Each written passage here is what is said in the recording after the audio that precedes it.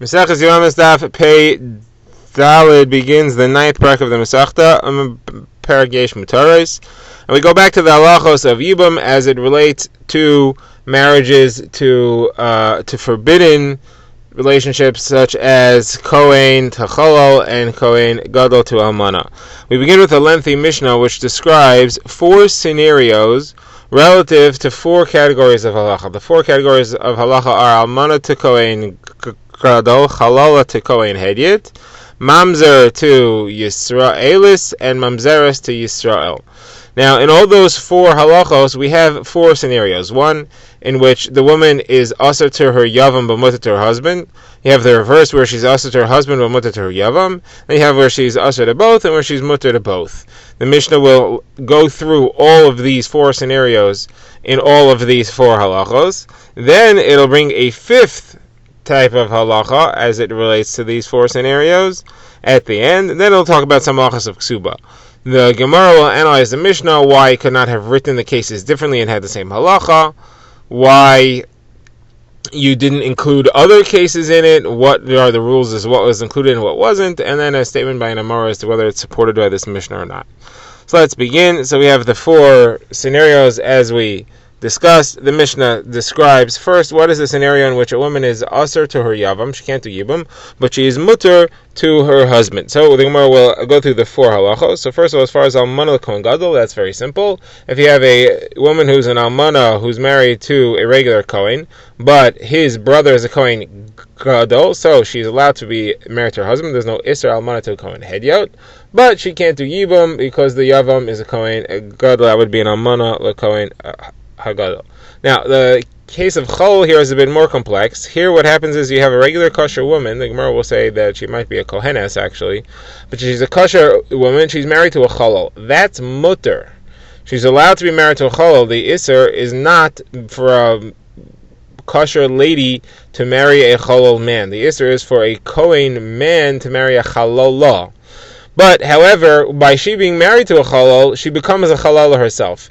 Therefore, his brother is not allowed to marry her. So if he dies and she falls to Yibum, she's asur to the brother, even if there's nothing wrong with him. She's, specifically only if there's nothing wrong with him, because she's become a Chalala now and she can't marry a regular Kohen Hedyet. Now, as far as the case of Mamzer and Yisraelis, so if she's a kosher lady and she's married to a regular man whose husband is a Mamzer, she would be asur to him, asur to the Yavam. If she was a Mamzeres and she's married to a Mamzer and his brother is a kosher Yisrael, she would again be mutter to her husband and asur to the Yavam. Okay, now what's the situation in which she's asur to her husband and she's mutter to the yavam? So here we have the case of almana, is where a kohen gadol was mekadesh in almana. He did not do bia; he was just mekadesher. Therefore, she's asur to her husband because she's an almana kohen gadol. However, the brother who's a kohen hedyet, nothing wrong. Now the Gemara will point out it could not have been that the Kohen Gadol married her, because then it would have been a forbidden bia, and that would make an Isser Chalala on her, and she'd be asur to the brother who's a Kohen Hedyet. So it was just Kiddushin, and that's why she's mutter to the brother who's a Kohen Hedyet, she's just an Almana. Now, in the case of Cholol and Yisrael, so you have a kosher that marries a Chalala, that's a Kohen kosher marrying a Chalala, that's asur. If he has a brother though who's a Cholol, so then he's mutter. So she's asur to her husband and she's mutter to her yavam. And Mamzer and Mamzeres work out the same way. If you have a Yisrael that's married to a Mamzeres, that's asur. But if he has a brother who's a Mamzer, then the Mamzer is mutter in the Mamzeres. If you have a Mamzer that's married to Yisraelis, that's asur, but if he has a brother who's a regular Yisrael, then that yavam is mutter in this woman. Now, what's the case where they are both asur? So, Kohen Gadol is simple. You have an almana married to a Kohen Gadol. His brother could either be a Kohen Gadol or a Kohen Hedyet. Either way, she's a Chalala now, and she's asur to the brother. If you have a kosher that's married to a Chalala, so that's asur. Kohen kosher is not allowed to marry a Chalala. Neither is his brother, who's a kosher Kohen, allowed to marry the woman who's a Chalala, so she's asur to both of them. Now, if you have a Yisrael who's married to a Mamzeres and his brother's a kosher Yisrael, she's also to both of them. Or if you have a Mamzer that's married to a Bas Yisrael and he has a brother who is a Mamzer as well, she's a kosher Yisrael, is also to both her husband and his brother, who are both Mamzerim. Any other situation is mutter to both of them. There's no isser on others. You don't have to spell those out. If there's no problems, everything's mutter, everything's fine. Now, the Mishnah adds in another case, and that's the case of Shnios Midivrei Sofrim. And that's if you have a relationship which is not a Isser Erva Doraisa, however, it's one of those that the Rabbanon added, such as a grandmother. So you could have this case play out in that scenario as well. You could have two brothers that do not have a common grandmother. So, for example, if it's one of them's mother's mother and the other one had a different mother, so therefore that grandmother could be a shnia to one of them and not to the other, and therefore if that grandmother falls to Yibam to one or is married to one, so that would be an Isser to one and not the other. That could work out for the case where she's usher to her husband and not to her Yavam, or she's usher to her Yavam and not to her husband. Of course, if it's a common grandmother, then she's usher to both of them, and if it's not anyone's grandmother, then she'd be mutter to all of them. Now, what are the halachas as far as ksuba goes? So in this case, this Isser here, Shnios Larayos, so there you lose the ksuba and all the other things that are added on as part of the ksuba. So she would not be able to collect the ksuba. She would not be able to collect from her husband the usage of her property that she brought into the marriage as nechsei mulug. The law over there is that the husband uses the property and he pays her for it afterwards when the marriage is dissolved. But here it's not a legal marriage, so she forfeits that right. He also does not have to feed her and support her. He doesn't have to give her back the clothing that you brought into the marriage at the end of the marriage. But in all these cases, if there's a child that's born from this union, the child is kosher. This doesn't passel the kid, he's not a mamzer. We also force him to set her free. He has to divorce her because it's violating an Isser D'Rabbanan. Now, the cases which we discussed earlier in the Mishnah, Almana l'Kohen Gadol, Grusha or Chalusa to a Kohen Hedyed, Mamzeres, Nisina to Yisrael, Bas Yisrael to a sin, Mamzer, in all those cases there is a ksuba. Those don't passel the ksuba. There's no, the Rabbanon did not uproot the ksuba in those scenarios. We now begin the Gemara, which has two kashas on the language of the Mishnah in the first case. So the first case was that when an almana marries a Kohen and her Yavam is a Kohen Gadol, she's usher to do Yibam with him. So the Gemara first of all wants to know, why does she have to actually marry the Kohen? Even if she just did Kiddushin with that Kohen, she would still be usher to her Yavam because she'd still be an almana. She'd be an almana min ha'erisin, which is usher to do Yibam as well. So the Gemara tries a few answers. The Gemara first wants to say, maybe you'll tell me she wouldn't be usher. You would say that she's allowed to do Yibam. And the reason is that there is an asay and there is a los asay as far as an almana to a Kohen Gadol. The Torah says, almana grusha v'chalala zona es ela lo yikach. It's not allowed to marry an almana. That applies even if she's Mineh Kedushin. And then it says, Ki im psula me'ama v'ikach isha, there's an asay that he has to marry a psula. That does not apply if she's Mineh Kedushin, because she is a psula. There's no Isser asay of marrying a non-psula. So maybe the Gemara wants to say, you'll tell me, that the only time she can't do Yibam is if she has both the asay of non-psula and the los asay of being an almana. And that pushes away the mitzvah's asay of Yibam. However, if you only had the los asay of almana lo yikach, that would get pushed away by the asay of Yibam. So the Gemara says that can't be, because all the cases in this Mishnah, we all had just a los asay, and we still said that you can't do Yibam in all these cases. So that's obviously not correct. So the Gemara therefore says that the reason we said that her husband married her with Nisuin and not just Kedushin must be linguistic. It must be because the last case in the Mishnah has to be that he married her, and we want to therefore be comparable. What's the last case? So over there it says that the case where she's usher to both her husband and her Yevama is if it's a Kohen Gadol who married in almana, she's usher to him, and she's also usher to her yavam, and over there the yavam is a kohen hedyet.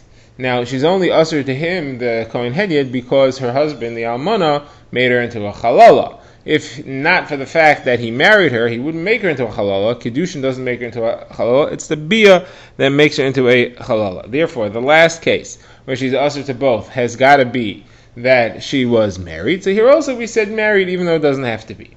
So the Gemara says, but that doesn't make sense, because why would you have your language be similar to the last case of the Mishnah? What about the next case of the Mishnah? There were 4 cases in the Mishnah, and the next case it was only Kiddushin.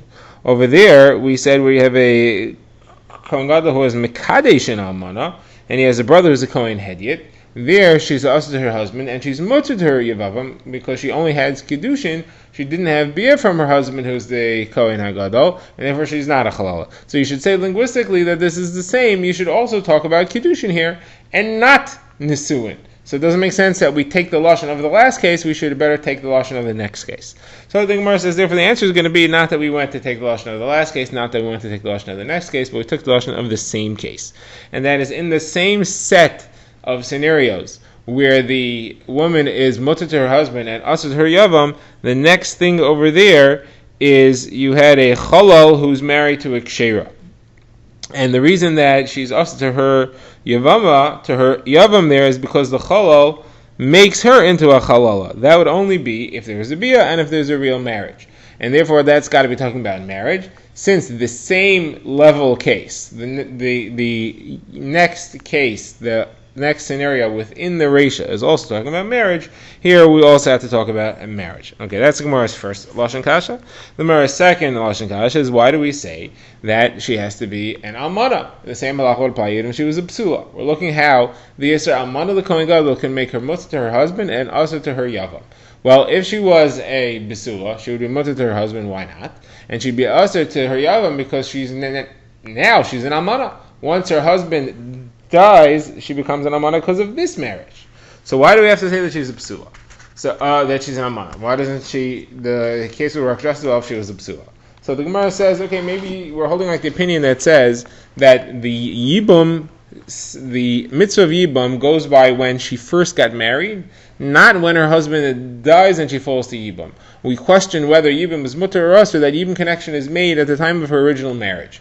Here, at the time of her original marriage, she was a Besula. The Yibum connection is made at that moment. Should her husband die, she falls to Yibum from that moment. She was a Besula at the time of her marriage, and therefore she would be allowed to do Yibum to the Kohen Gadol. It's only if she was an Almana from a previous marriage that she's also to the Kohen Gadol. So, Zimmer, you can't say this pshat, for the simple reason that in the next case we talked about a Cholol who marries a Kshera and asks her to his brother because he makes her into a Halala. That's only through his bia that he made into a Halala. If you would go from the time of the marriage, that would not make her into a Halala and she'd be mutter to his brother. So obviously we're not holding like that opinion that the Yibum connection is created from the time of the marriage. It's only from the death of the husband that that's created. So what's going to be the answer? So the Gemara says it's because of the last case, it's because of the Seifa. Over there we discuss a Kohen Gadol who marries an Almana and has a brother who's a Kohen Gadol or a Kohen Hedyet. There it's only if she's an Almana that she becomes usher to the brother who's a Kohen Hedyet. In the Seifa where she's usher to both. So only if she was an Almana from a previous marriage, that's where her marriage to her husband, the Kohen Gadol, makes her into a Halala, and there she's therefore puzzle. That's when she becomes usher to the brother who's a Kohen Hedyet because she's now a Halala. Therefore, it's got to be Almana there, and therefore we also talked about an Almana here. All right, now the Gemara is a kasha on a totally different sugya. We'd seen the halacha of a mitzri and a mitzris. The halacha is that a mitzri or a mitzris who convert are usher to marry a Yisrael, mutter to marry a Gioris, according to one opinion, because the Gioris is not called Kal, and there's no Isra level Bekahal. That's the mitzri who converts is called the Dor Rishon. Their children are called the Dor Sheni, they're also usher. Their children are called the Dor Shlishi, they're mutter. Now, the question that came up before was what happens if you have a father and mother, one is a Mitzri Dor Rishon, one's a Mitzri Dor Sheni, who do you go by? So Rav Yochanan said you go by the mother. So if the mother is a Dor Rishon, the kid's a Dor Sheni, even if the father was a Dor Sheni. If the mother's a Dor Sheni, the kid's a Dor Shlishi. So it says Rav Papa, if this halacha is correct, and this halacha was brought by Rav Dimi in the name of Rav Yechon, if this halacha is correct, our Mishnah should have listed another case. Because we have another case which you could have all four scenarios work out, and that's the case of a Mitzri and a Mitzris. How does it work out? So you have a man who's a Mitzri. He's a Mitzri Dar Sheni. So he's not a problem. His kids would be mutter. But he marries two women. One's a Rishon and one's a Sheni. And they each have a kid. So the son of the Rishon is a Sheni and Aser to Yisrael. The son of the Sheni is a Shlishi and Mutter to a Yisraelis. And they're brothers. So if each one marries who they're supposed to marry, the Sheni marries a Mitzri, the Sheni marries a Mitzri Sheni, and the Shlishi marries a regular Yisrael. So then they are each Mutter to their husbands, but Aser to their Yevams. The Sheni is Aser to the Yavam because he's a Shlishi. And the Shlishi, his wife, is Aser to his brother because he's a Sheni, and his wife's a regular Yisrael. So that would be the case of Mutter to the husband, Aser to the Yavam. If they reversed it, if the Sheni married a Shlishi or a regular Yisraelis, and the Shlishi married a Sheni, they're both Aser to their husbands, because again, it's a Yisrael to a Sheni, though they're Mutter to their Yavams, because each one is the Yavam. That was when they were supposed to marry, so that would be the case where they're Mutter to the Yavam and not to the husbands. Now, what would be the case when they are Mutter to both of them? That's if they both married Giores. Giores does not have any issue to a Mitzri at all because she's not called Kahal Hashem. She's called Kahal Gerim, at least according to one opinion. And the case where they're Aser to both of them would be if she was not a Giores. They each married who they were supposed to, but she was an islandess. And therefore, they each married the wrong one, so they're Aser on their own husbands, and she's an islandess, therefore she has no mitzvah of Yibum, and she's Aser to her Yavam as well. So why don't we say that case? So that's a kasha. So if this halach is correct, why don't we say that case in this Mishnah here, kasha and Rav Yochanan. So Gemara says we left it out. You don't have to list every possible case in the Mishnah. It's true, but we left it out. So Gemara says, well, then we have the old question that comes right away. What else did you leave out? You can't leave out just one thing. If you're leaving things out, you got to leave out more than one.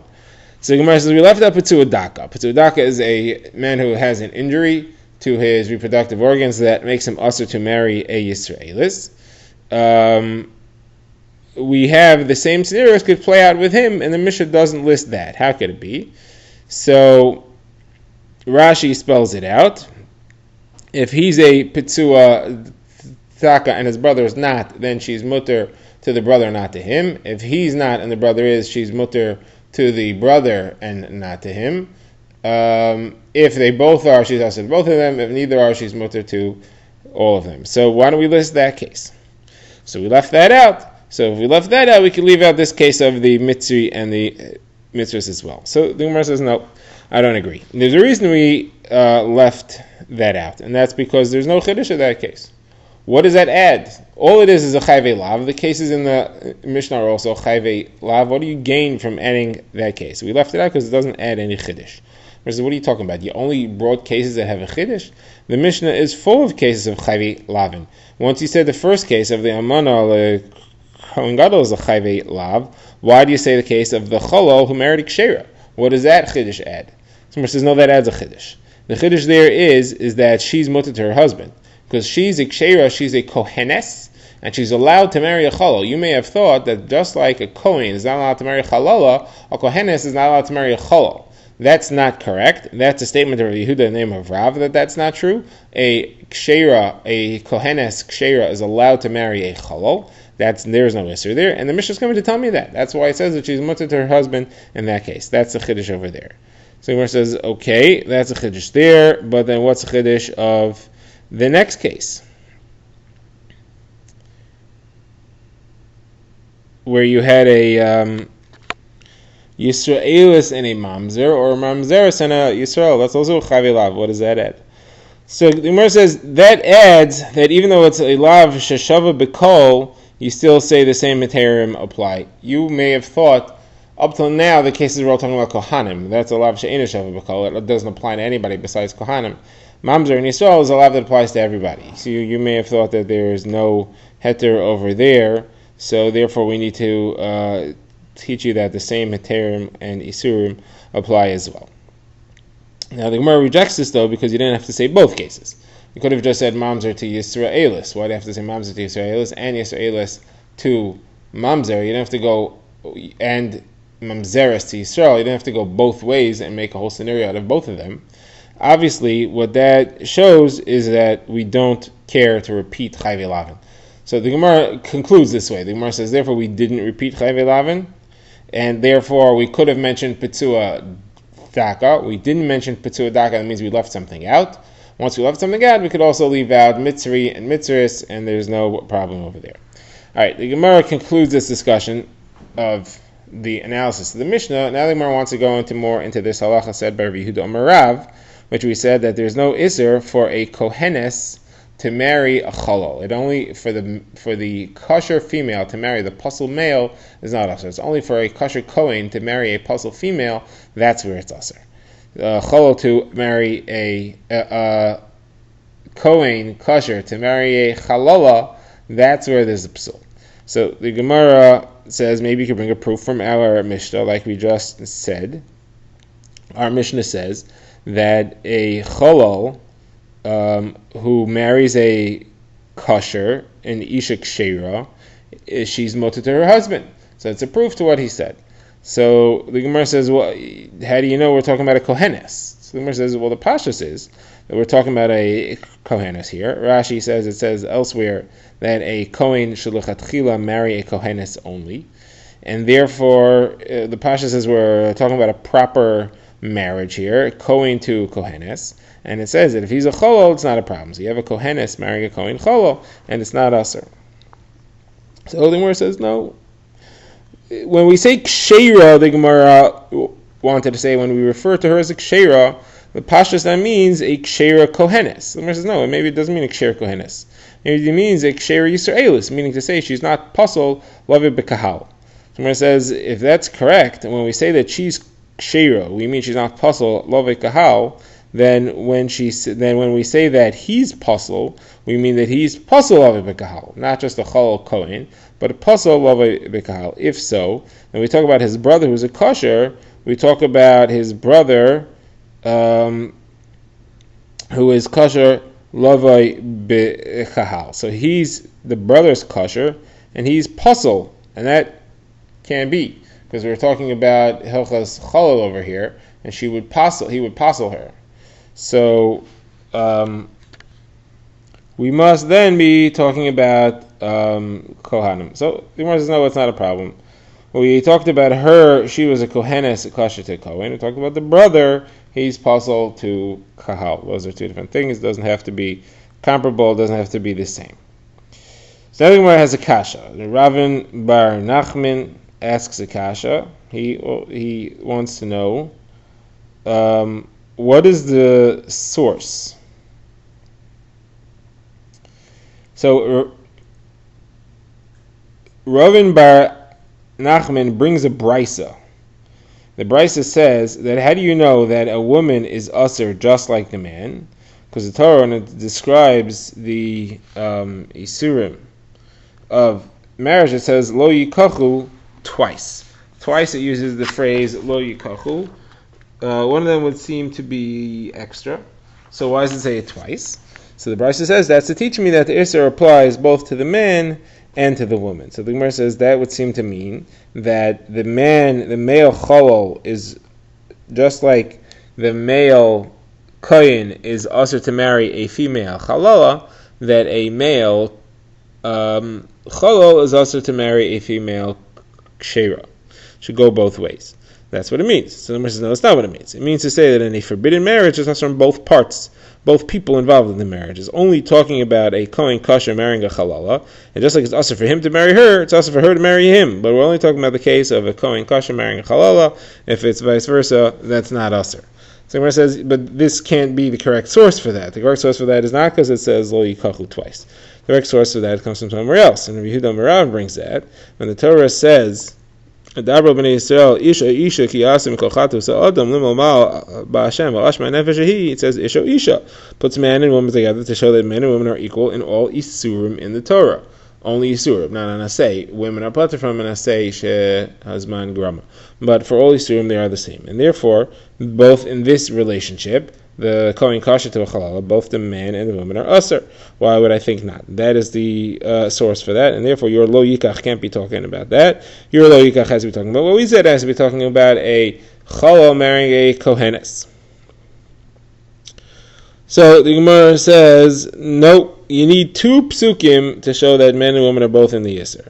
The pasuk of Ish o Isha only talks about a lav hashave b'kol. Our pasuk here of Lo Yikachu is talking about a lav she'enu shave b'kol. It's talking about a lav which applies only to Kahanim. Therefore, that's not a good enough source. That's why we need the pasuk of Ish o Isha to tell me the same thing applies to lav she'enu shave b'kol, that it's also on a male and on a female. Says the Gemara, no, it cannot be that the pasuk of Lo Yikachu is only for lav she'enu shave b'kol, and Isha Isha is only for things which are shave b'kol. Because I'll show you that Isha Isha seems to be being used even for lav she'enu shave b'kol. Where do you see that? In the case of Tumah, there's an Isser on Kohanim to become Tameh, only Kohanim, it's lav she'enu shave b'kol. And over there, if not for a special pasuk, Dabro b'nei Aharon, v'lo b'nos Aharon, I would have said that applies to female Kohanim as well. How would I have known that applies to female Kohanim? It's a lav she'enu shave b'kol. I'm mistama, most likely I would have known it from Isha Isha. Then why not? So if I know it from Isha Isha, so then I don't need Lo Yikachu for lav she'enu shave b'kol. I don't need two psukim, I could just use Isha Isha. Therefore, your Lo Yikachu must be talking about something else, must be talking about the case of the Kohenes marrying the Chal. Someone says no. You wouldn't know that from Isha Isha. You would know that from the same Lo Yikachu, from the same two psukim that I'm saying. That's where you would know it from. Or another answer. I'll tell you that over there, you said you do have a pasuk you have where it says Dabra b'nei Aharon v'lo b'nos Aharon, that Tumah only applies to the men and not the women.